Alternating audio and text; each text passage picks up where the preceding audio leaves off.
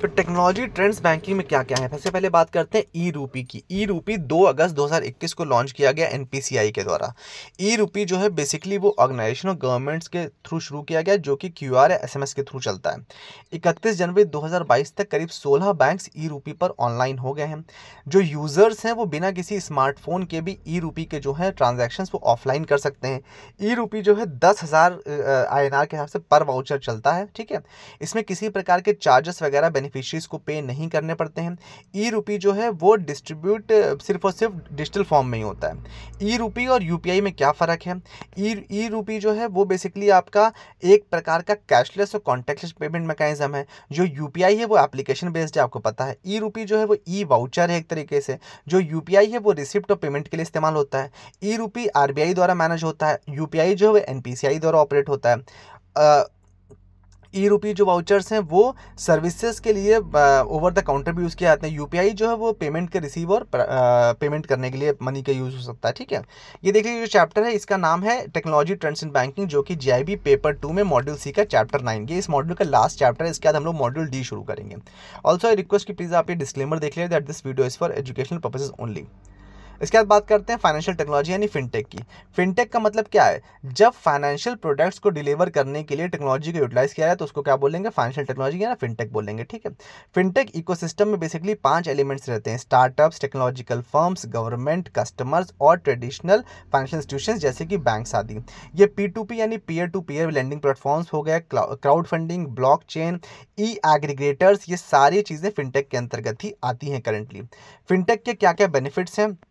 एक तो इसमें कॉस्ट बहुत कम हो जाती है, जो टाइम टू मार्केट है वो बहुत कम हो जाता है, सर्विसेज जो है वो कस्टमर के अकॉर्डिंग रेवेन्यू बेहतर हो जाता है, वर्ल्ड क्लास कंप्लायंस मिल जाती है, स्पीड और कन्वीनियंस बढ़ जाती है, इनोवेटिव प्रोडक्ट्स होते हैं इसके अंतर्गत, और जो प्रोडक्ट्स हैं उसकी ट्रांसपेरेंसी बहुत अच्छी होती है।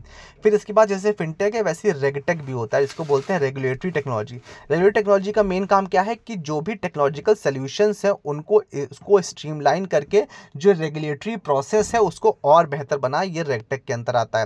रेगटेक जो है बेसिकली क्या पर्पस है उसका? एक तो रेगुलेटरी की मॉनिटरिंग के लिए, दूसरा ऑब्लिगेशन जो रेगुलेटरी संबंधित जैसे रेगुलेटरी एंटिटीज आरबीआई के द्वारा कुछ मॉनिटरिंग करनी है तो उसमें हेल्प करता है। फिर कंप्लायंस मैनेजमेंट में काम आता है, और जो भी कंप्लायंस की गई है उसको एग्जीक्यूट करने में भी काम आता है रेगुलेटरी टेक्नोलॉजी के थ्रू। इसी तरह सबटेक होता है यानी कि सुपरवाइजरी टेक्नोलॉजी। ये जो सबटेक होता है ये टेक्नोलॉजी सोल्यूशन प्रोवाइड करते हैं कि सुपरवाइजरी प्रोसेस, मतलब रेगुलेटरी वाला कौन होगा? जो बैंक्स यूज कर रहे हैं वो रेगटेक यूज करेंगे, जो आरबीआई यूज करेगा वो सबटेक यूज करेगा, ऐसा समझ लीजिए।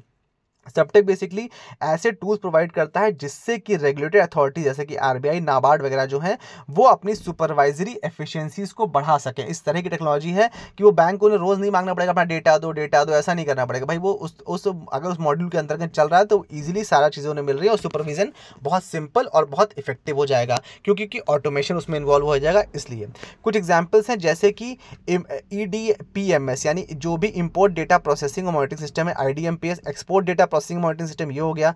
फिर क्लिक आपने सुना होगा यानी central repository of information market, मतलब जो भी बड़े क्रेडिट होते हैं, मतलब 50 करोड़ से ऊपर वाले रहते हैं, वो आपको सेंट्रल रिपोजिटरी में इन्फॉर्म करने होते हैं बैंक्स को। तो पहले क्या था कि आप लेटर लिख के भेज रहे हो, ईमेल के थ्रू भेज रहे हो, वो उसमें बहुत टाइम लग रहा है और डेटा डुप्लीकेट भी हो रहा है।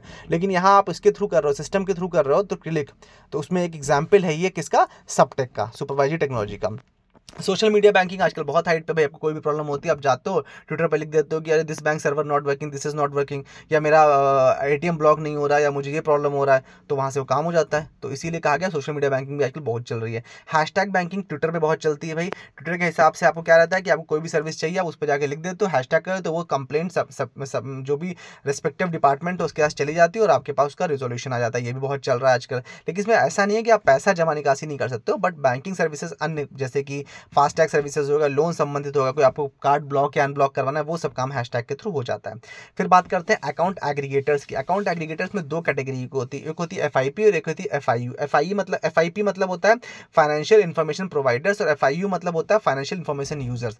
प्रोवाइडर मतलब सपोज कोई एनबीएफसी है, उसे किसी कस्टमर को लोन देना है, अब उसे वो इन्फॉर्मेशन निकालनी है, वो इन्फॉर्मेशन फाइनेंशियल इन्वेस्टमेंट प्रोवाइडर उससे देगा, यानी कोई बैंक से वो लेगा, और यूजर कौन हो जाएगा? एनबीएफसी हो जाएगा।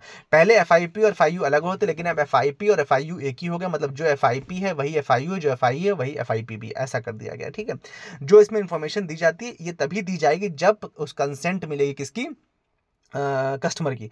एक छोटा एग्जांपल लेते हैं, मान लीजिए किसी को लोन करना है और आपको देखना है कि इसका आधार असली है कि नकली, तो वो आधार आपको इन्फॉर्मेशन कहाँ से मिलेगी? यूआईडीआई से मिलेगी। तो इसमें इन्फॉर्मेशन प्रोवाइड कौन कर रहा है? यूआईडीआई प्रोवाइड कर। तो फाइनेंशियल इन्फॉर्मेशन प्रोवाइडर कौन है? यूआईडीआई हो गया। और यूजर कौन हो गया? जो भी बैंक या एनबीएफसी वो लोन कर रही है वो। ये एक छोटा सा एग्जाम्पल है। इससे क्या होगा कि वो, लेकिन हाँ, वो इन्फॉर्मेशन वहां से लेने से पहले कंसेंट बैंक, आप जो यूआईडीआई है वो कस्टमर से कंसेंट लेगा। कैसे लेगा? ओटीपी के थ्रू लेगा। ठीक है, ये मतलब है उसका। ओपन बैंकिंग क्या? ओपन बैंकिंग क्या है? ये इसमें इसमें जैसे ऐप्स वगैरह होते हैं वैसे इसमें एपीआई चलते हैं, यानी एप्लीकेशन प्रोग्रामिंग इंटरफेस। ये हालांकि बहुत रिस्की है, बहुत ज़्यादा यूटिलाइज नहीं होता है। इसमें जो थर्ड पार्टी सर्विस प्रोवाइडर रहते हैं उनको ओपन एक्सेस दी जाती है कंज्यूमर बैंकिंग की, मतलब पूरा कंज्यूमर्स का डेटा उनके सामने, वो अपने हिसाब से उसको यूटिलाइज कर लें। लेकिन इसमें भी कंज्यूमर का डेटा देने से पहले कंज्यूमर से परमिशन लेनी पड़ती है। ये रूल्स हैं, अगर नहीं लोगे तो पेनल्टी भी लग सकती है। ठीक है, बट ये बहुत रिस्की है, इसलिए ज़्यादा यूज़ नहीं होता है। इसमें फ्रॉड्स वगैरह बहुत हो सकते हैं, फाइनेंशियल इंस्टीट्यूशन को लॉस भी हो सकता है, कस्टमर को नुकसान हो सकता है। इसमें बहुत सारे थ्रेड्स हैं, जैसे कि सिक्योरिटी हो सकती है, हैकिंग हो सकती है, इसमें नुकसान हो सकते हैं। With this we have come to this chapter and this module also. इसके बाद से हम मॉड्यूल डी बचेगा, वो खत्म करेंगे तो हमारा पूरा पेपर 2 खत्म हो जाएगा। आई होप आपकी प्रिपरेशन ठीक चल रही हो। Thank you so much for available time. Do like, share and comment and don't forget to subscribe.